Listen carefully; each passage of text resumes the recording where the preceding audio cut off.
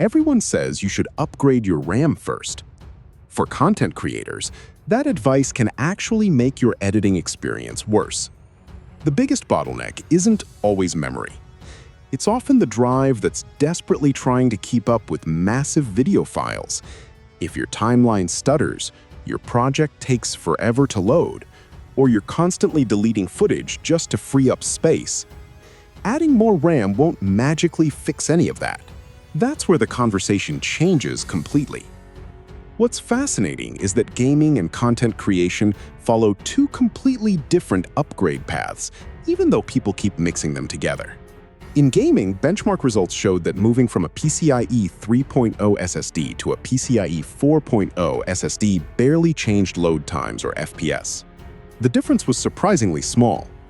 Even DDR5 running in single-channel mode performed much better than many expected because of its architecture, making the jump to dual-channel less dramatic in plenty of modern games. But the moment I switch from gaming to editing, those same conclusions fall apart. Think about opening a huge Premiere Pro project filled with 4K footage. Every clip has to be loaded. Every thumbnail gets generated. Cache files are constantly written in the background. If your SSD is already full or too slow, everything starts feeling sluggish before RAM even becomes the limiting factor. Storage fills up much faster than most people realize. Two modern AAA games can easily eat around 300 gigabytes. Now replace those games with raw camera footage, proxies, project files, Photoshop assets, After Effects caches, exported videos, and backup versions. Suddenly, a 512 gigabytes drive disappears almost overnight. That's exactly why so many creators feel like they're constantly cleaning their drives instead of actually creating. This is where one of the biggest misconceptions comes in. People love saying 16 gigabytes of RAM is enough because it's fine for gaming. Sometimes they're right. If all you're doing is launching a couple esports titles, uninstalling games you don't play anymore, and browsing the web, 16 gigabytes still gets the job done. Now open Premiere, After Effects, Photoshop, 20 Chrome tabs, Spotify, Discord, and start exporting a 4K project while making revisions. It's a completely different world. Professional editing software treats RAM like a temporary workspace. The more effects, layers, and high-resolution footage you're using, the more memory gets consumed just to keep playback smooth. That's why heavy projects often push RAM usage into the 17 to 20 gigabytes range or even higher. Once memory runs out, performance doesn't just slow down. It can become frustratingly inconsistent, with delayed playback, crashes, and endless waiting. Here's the controversial part.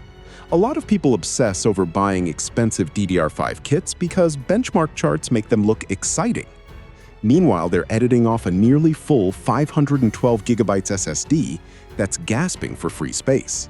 That's like putting racing tires on a car with an empty fuel tank. The upgrade looks impressive, but it doesn't solve the problem stopping you from moving faster. So if I'm building or upgrading a creator PC today, I don't start with the fastest RAM on the market. I start by asking a much simpler question. Do I actually have enough fast storage to work comfortably? If the answer is no, a 1 terabyte or even 2 TB PCIe 4.0 SSD instantly changes daily workflow. Projects open faster. Large footage transfers take less time. Cache files stop choking the system. I spend less time deleting files and more time editing. After that, RAM becomes the next priority. If I'm stuck on 8 GB, upgrading is mandatory. If I'm already on 16 GB and editing serious 4K content, 32 GB becomes the practical minimum. Dual channel also matters much more for creative workloads because exporting, rendering, and multitasking all benefit from the extra bandwidth. DDR4 users have another interesting decision. Despite all the hype around DDR5 prices climbing higher and higher, DDR4 running at 3D Sol 200 or 3600 MHz is still delivering remarkable value. For many systems, simply adding a second stick to unlock dual channel produces a much more noticeable improvement than chasing an expensive platform upgrade whose real-world editing gains might not justify the cost.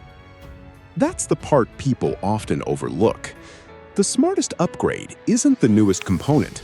It's the one removing the biggest bottleneck that's slowing you down today. If you enjoy this video, click like, share, subscribe and hit the bell to the latest update from my channel.